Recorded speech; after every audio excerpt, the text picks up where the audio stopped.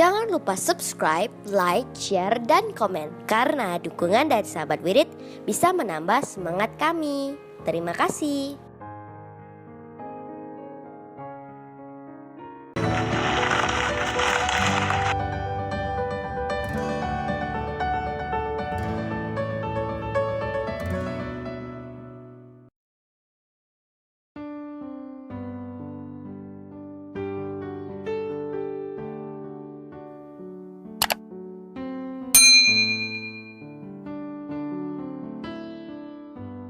Bapak, Ibu, Saudara sekalian, selamat datang di channel Traveling with Jesus, teman baca Alkitab setiap hari bagi Anda semua. Bacaan kami ambil dari kalender liturgi Katolik. Mulai sekarang, Anda bisa mengakses bacaan yang kami bacakan dalam bahasa Indonesia, Inggris, dan Italia. Bacaan dalam bahasa Indonesia dan Inggris dapat diakses setiap hari Senin sampai dengan Sabtu, dan khusus bahasa Italia hanya pada hari Minggu. Selamat menikmati tayangan kami. Tuhan memberkati.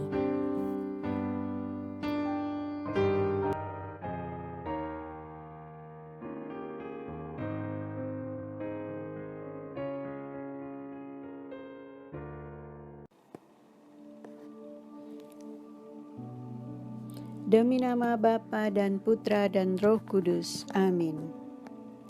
Datanglah ya Roh Kudus, datanglah dengan kekuatan hati Santa Perawan Maria yang tidak bernoda mempelaimu yang terkasih.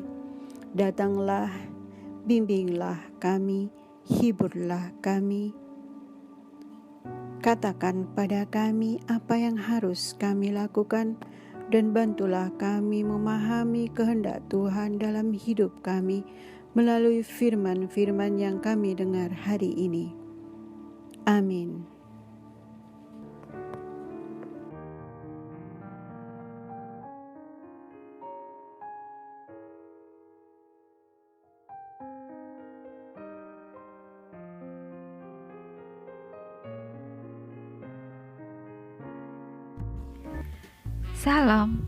Salam jumpa sahabat Wirid. Salam jumpa lagi dengan saya Nia di Hong Kong. Mari kita dengarkan bersama bacaan-bacaan Alkitab sesuai kalender liturgi 10 Januari 2022, Senin Pekan Biasa yang pertama. Hana sedih karena tidak mempunyai anak. Bacaan dari kitab pertama Samuel. Ada seorang pria dari Ramataim, Shofim, dari pegunungan Efraim. Namanya Elkana bin Yeroham bin Elihu bin Tohu bin Zub, seorang Efraim. Ia mempunyai 2 istri, yang seorang bernama Hana dan yang lain bernama Penina. Penina mempunyai anak, tetapi Hana tidak.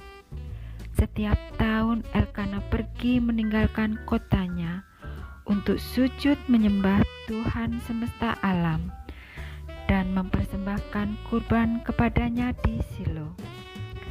Di sana yang menjabat imam Tuhan ialah kedua anak Eli, yakni Hofni dan Pinehas.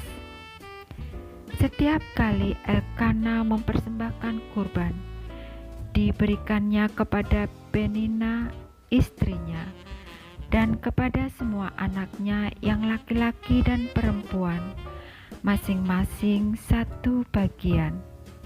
Tetapi Hana, yang sebenarnya lebih dikasihinya, hanya mendapat 1 bagian juga, sebab Tuhan telah menutup kandungannya. Karena Tuhan telah menutup kandungan Hana, Penina selalu menyakiti hatinya, supaya Hana gusar. Demikianlah terjadi dari tahun ke tahun, Setiap kali Hana pergi ke rumah Tuhan, Penina menyakiti hatinya, sehingga Hana menangis dan tidak mau makan. Lalu Elkana suaminya berkata kepada Hana, "Hana, mengapa engkau menangis dan mengapa engkau tidak mau makan? Mengapa hatimu sedih? Bukankah aku lebih berharga bagimu daripada 10 anak laki-laki?" Demikianlah sabda Tuhan. Syukur kepada Allah.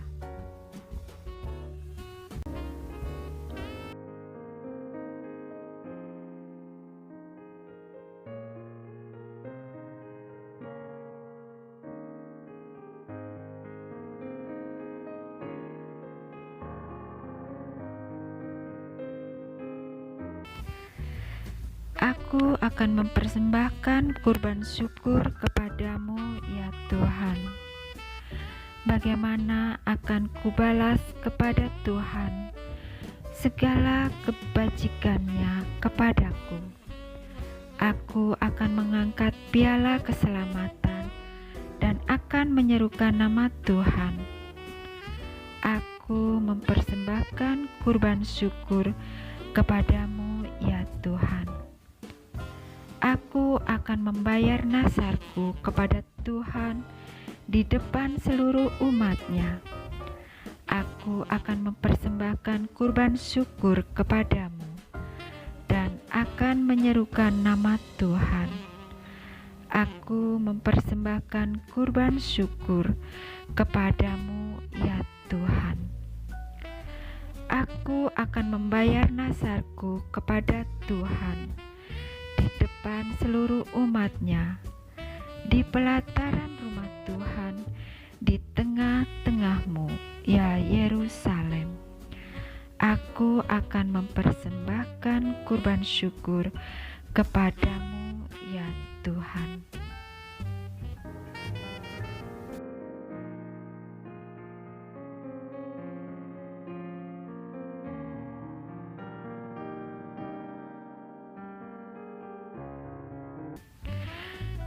Haleluya, haleluya. Kerajaan Allah sudah dekat. Bertobatlah dan percayalah kepada Injil. Haleluya, haleluya.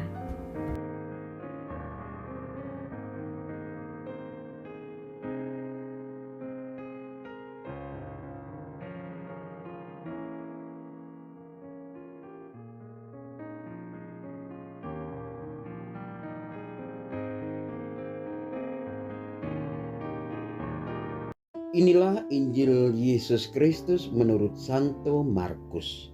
Dimuliakanlah Tuhan. Sesudah Yohanes Pembaptis ditangkap, datanglah Yesus ke Galilea memberitakan Injil Allah. Yesus memberitakan, "Waktunya telah genap, kerajaan Allah sudah dekat. Bertobatlah dan percayalah kepada Injil." Ketika Yesus sedang berjalan menyusuri danau Galilea, ia melihat Simon dan Andreas, saudara Simon. Mereka sedang menebarkan jala di danau, sebab mereka penjala ikan. Yesus berkata kepada mereka, "Mari ikutlah aku, dan kalian akan kujadikan penjala manusia." Mereka segera meninggalkan jalannya dan mengikuti Yesus. Dan setelah Yesus meneruskan perjalanannya sedikit lagi, dilihatnya Yakobus, anak Zebedius, dan Yohanes saudaranya sedang membereskan jala di dalam perahu. Yesus segera memanggil mereka, dan mereka meninggalkan ayahnya Zebedius dalam perahu bersama orang-orang upahannya. Lalu mereka mengikuti Yesus. Demikianlah Injil Tuhan. Terpujilah Kristus.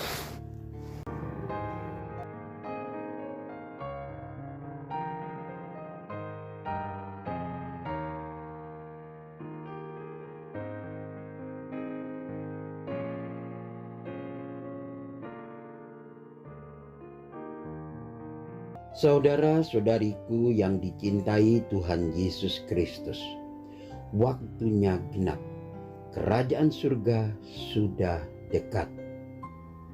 Waktunya telah genap.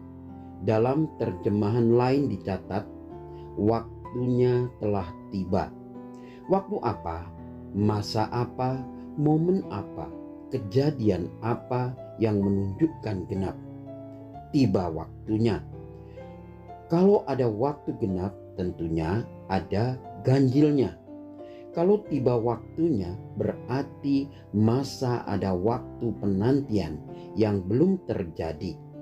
Kata-kata Yesus yang direkam Markus ini disampaikan setelah Yesus dibaptis oleh Yohanes di Sungai Yordan.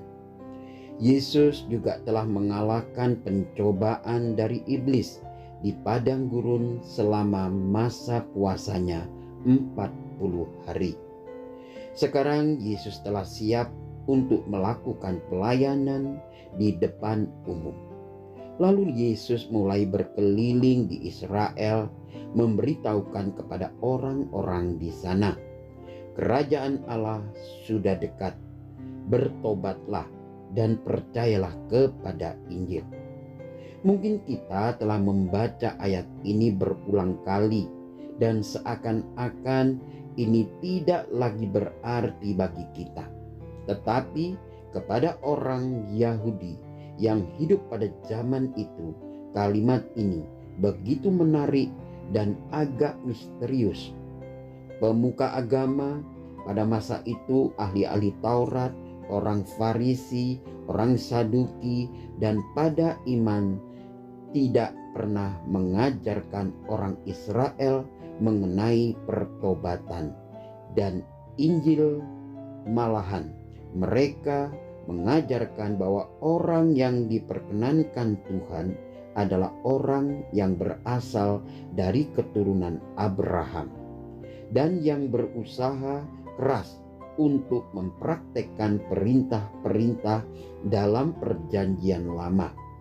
Mereka mengajarkan hal-hal receh seperti cuci tangan sebelum makan, tidak boleh bekerja pada hari Sabat, dan banyak hal receh-receh lain yang berhubungan dengan pelaksanaan hukum dan aturan. Akhirnya datanglah Yesus dan berbicara sesuatu yang berbeda dengan apa yang mereka katakan. Agama bagi orang Farisi dan ahli Taurat sebatas pelaksanaan aturan, bukan menghayati yang tersirat. Seruan Yesus melanjutkan seruan Yohanes Pembaptis, yakni mengenai pertobatan. Orang-orang terpesona dengan pengajarannya yang unik dan penuh kuasa. Sedihnya, hanya sedikit orang yang benar-benar memahami siapa dia dan apa yang ia ajarkan. Ajaran Yesus bersasaran pada pertobatan batin, perubahan perilaku yang baik, benar, dan mulia. Pesan yang Yesus sampaikan begitu sederhana.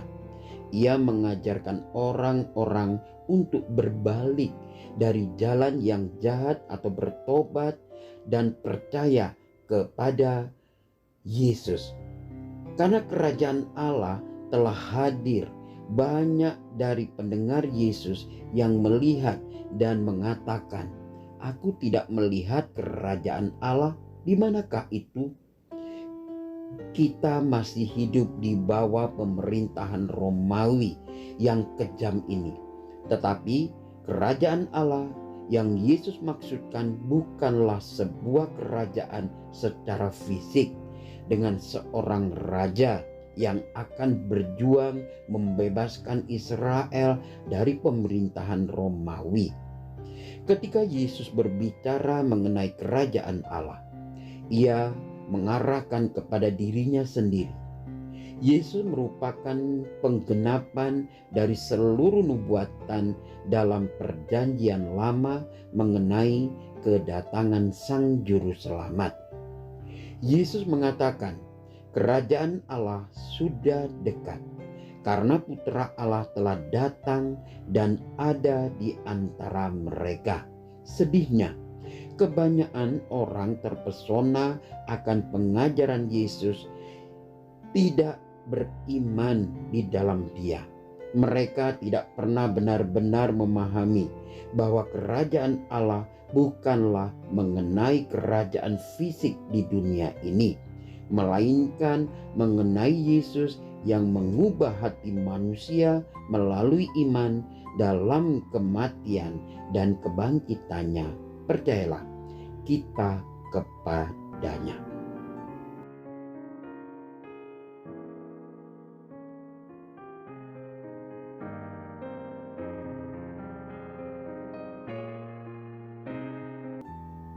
Seruan Yesus di Galilea adalah waktunya telah genap.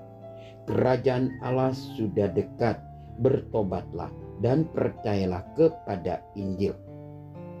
Kata waktunya telah genap berarti bahwa kehadiran Yesus orang Nazaret di bumi ini telah menggenapi nubuat para nabi tentang kedatangannya ke dalam dunia ini. Yesus adalah kegenapan semua nubuat, dan perintah Yesus adalah kegenapan hukum Taurat sebagaimana disampaikan oleh Paulus kepada umat di Roma. Sebab Kristus adalah kegenapan hukum Taurat, sehingga kebenaran diperoleh setiap orang yang percaya. Kerajaan Allah sudah dekat. Bahwasanya kerajaan Allah tersebut bersifat hik and nut, yang kini dan di sini. Di bumi yang kita pijat dan sekarang ini, bukan di surga nanti, perbuatan baik itu tidak perlu ditunda-tunda. Ketika seorang pencuri berpikir untuk tidak lagi mengulangi perbuatannya, seorang pembohong jerah dan bertekad untuk berlaku dan berkata jujur. Seorang pembunuh berpikir bahwa yang dilakukannya tidak baik. Dan seorang yang acuh tak acuh menyadari bahwa apa yang ada dilakukannya tidak semestinya. Jelaslah bahwa semua orang ini memikirkan sebuah perubahan. Perubahan dari dalam diri sendiri yang dimulai dari pikiran, yaitu tekad untuk berbalik arah, lalu hal tersebut mendorongnya untuk tidak lagi melakukan kebiasaan yang selama ini mendarah daging di dalam dirinya. Inilah yang dinamakan pertobatan. Pertobatan adalah keadaan di mana seorang berdosa menyesal karena perbuatannya. Oleh Roh Kudus dalam dirinya, kemudian ia mengubah pikirannya, berbalik, dan kesalahannya dia menunjukkan pikirannya kepada Allah. Pertobatan juga adalah anugerah belas kasih Allah. Santo Agustinus menulis, tidak ada orang suci yang tanpa masa lalu, dan tak ada orang berdosa yang tanpa masa depan. Amin.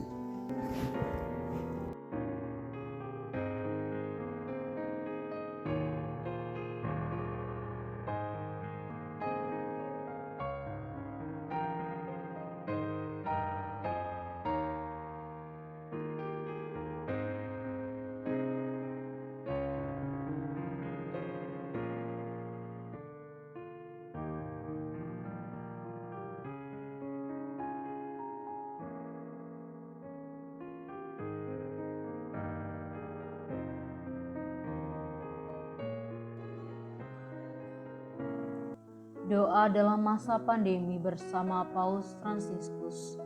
Kami datang ke dalam rengkuhan tangan-Mu, O Bunda Allah yang tersuci. Dalam situasi genting ketika seluruh dunia terhimpit oleh penderitaan dan kecemasan, Kami menghadap-Mu Bunda Allah dan Bunda kami dan mencari perlindungan di bawah naungan-Mu. Oh Perawan Maria, di tengah pandemi ini arahkanlah pandangan-Mu yang penuh belas kasih kepada kami. Hiburlah setiap pribadi yang berada di ambang keputusasaan dan sedang meratapi kepergian orang-orang yang mereka cintai, yang terkadang dimakamkan dengan cara yang membukakan hati. Tinggallah dan teguhkanlah mereka yang memedulikan keadaan orang-orang terkasih yang sedang sakit, namun tidak bisa berada dekat dengan mereka demi mencegah penyebaran virus ini. Penuhilah dengan harapan mereka yang terombang-ambing oleh deru kecemasan pada masa depan dan dampaknya bagi perekonomian serta pekerjaan. Bunda Allah dan Bunda kami, doakanlah kami kepada Allah Bapa yang penuh belas kasih agar masa sulit penuh rasa cemas ini dapat berakhir dan semoga fajar harapan serta ketenangan boleh kembali menyisi. Ya Bunda, seperti yang telah Engkau lakukan di Kana, mohonkanlah kepada Putra Ilahi-Mu rahmat penghiburan bagi keluarga dari yang sakit dan setiap orang yang sedang menderita sakit. Semoga mereka tetap dapat menjaga keyakinan dan kepercayaan yang teguh akan karya penyelamatan. Lindungilah para dokter, perawat, petugas kesehatan, dan para relawan yang berada di terdepan situasi genting ini dan yang sedang mempertaruhkan hidup mereka guna menyelamatkan banyak orang. Sertailah upaya dan perjuangan mereka dan berikanlah mereka kekuatan, kemurahan hati, dan kesehatan seterusnya. Tinggallah dekat dengan setiap orang yang siang malam menemani orang sakit dan para imam serta pelayan sabda-Mu yang dengan kepedulian sosial dan pelayanan Injil berusaha membantu dan mendukung semua orang. Oh Perawan yang terberkati, terangilah pikiran, perasaan, dan kehendak dari setiap pribadi yang terlibat dalam penelitian ilmiah agar mereka dapat menemukan solusi efektif guna mengatasi virus ini. Dampingilah para pemimpin bangsa agar mereka dapat menjalankan tugas dan tanggung jawabnya dengan penuh kebijaksanaan, perhatian, dan kemurahan hati, terutama untuk membantu orang-orang yang berkekurangan, serta dapat menemukan solusi dalam menangani permasalahan sosial ekonomi dalam semangat solidaritas demi masa depan. Maria yang tersuci, gerakanlah nurani setiap pihak yang terkait sehingga dana besar yang diinvestasikan untuk mengembangkan dan menepuk senjata dapat dialihkan secara efektif untuk meningkatkan penelitian dan pencegahan terjadinya tragedi serupa di masa depan. Bunda yang terkasih, tumbuhkanlah di dalam dunia ini rasa memiliki sebagai bagian dari suatu keluarga besar dalam sebuah kesadaran akan ikatan yang menyatukan kita, sehingga dengan semangat persaudaraan dan solidaritas kami bisa bahu-membahu mengatasi akar kemiskinan dan situasi penderitaan. Jadikanlah kami kuat dalam iman, tekun dalam pelayanan, teguh dalam doa. Bunda Maria penghibur orang berduka, rangkulah semua anak-Mu dalam masa sulit ini, dan bawalah doa-doa kami pada Allah, agar Allah mengulurkan tangannya yang penuh kuasa untuk membebaskan umat-Nya dari situasi pandemi yang mengerikan ini, sehingga kehidupan bisa tenang dan pulih kembali. Kepada-Mu yang bersinar dalam perjalanan kami, sebagai tanda pengharapan dan keselamatan, kami mempercayakan diri dan harapan kami seutuhnya, ya Perawan Maria yang penuh kelembutan dan belas kasih. Amin.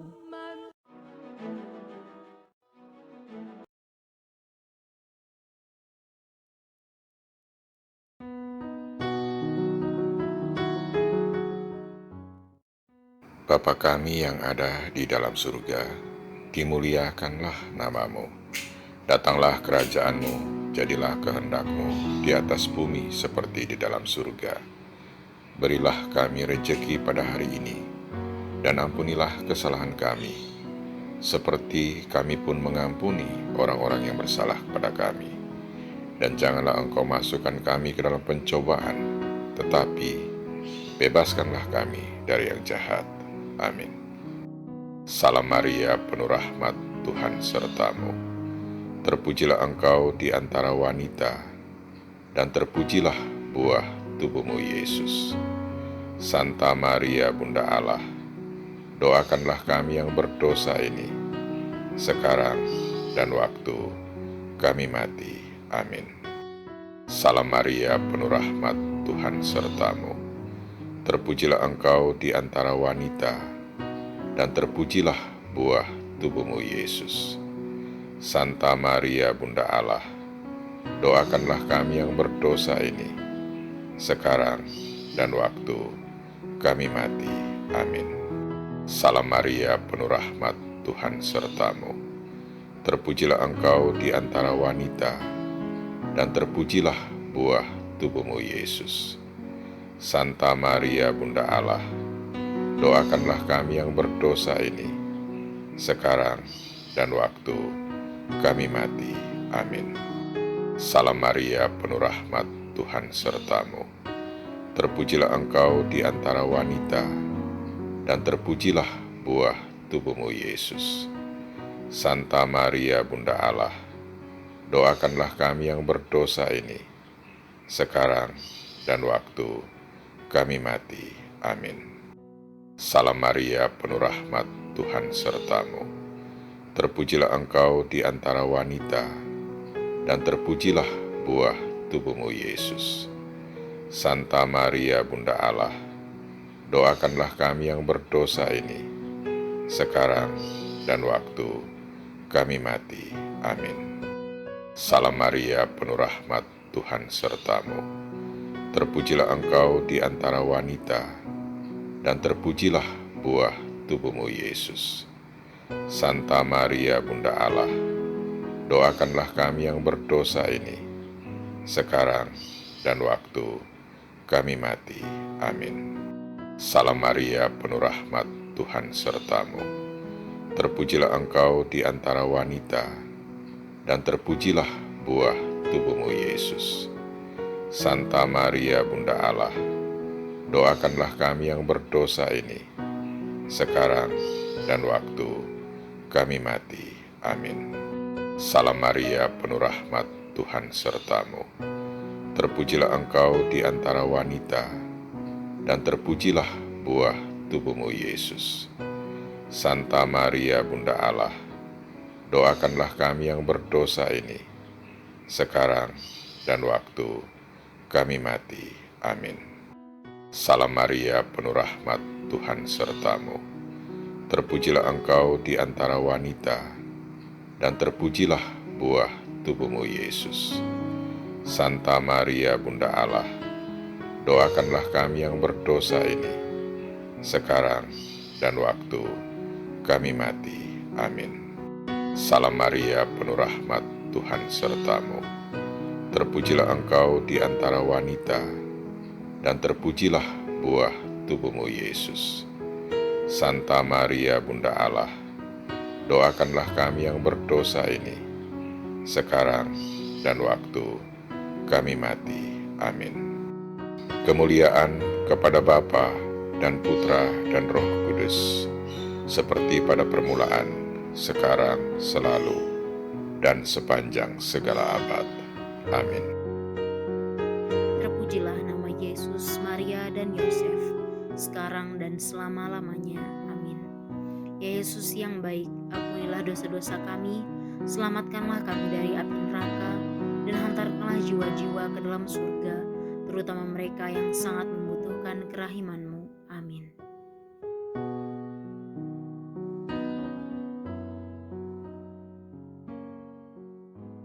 Semoga melalui pengorbanan Yesus di kayu salib dan doa-doa Bunda Maria, kita semua dibebaskan dari kutukan, dipenuhi dengan sukacita, cinta, dan memperoleh berkat Abraham yang Tuhan berkati dalam segala hal, peninggian, kesehatan, kemampuan untuk bertahan dalam penderitaan dan tetap berbuah, kesejahteraan, kemenangan, rendah hati, dan perkenanan Tuhan. Amin. Saudara-saudari, para sahabat Wirid Traveling with Jesus, marilah kita memohon berkat Tuhan untuk kita semua. Tuhan sertamu dan sertamu juga. Semoga saudara-saudari, sanak keluargamu, usaha-usaha, pekerjaan-pekerjaan, kesehatan, dan imanmu senantiasa dilindungi dan diberkati oleh Allah yang Maha Kuasa, Bapa, Putra, dan Roh Kudus. Semoga Tuhan selalu menyertai kita. Haleluya, haleluya. Syukur kepada Allah. Haleluya, haleluya.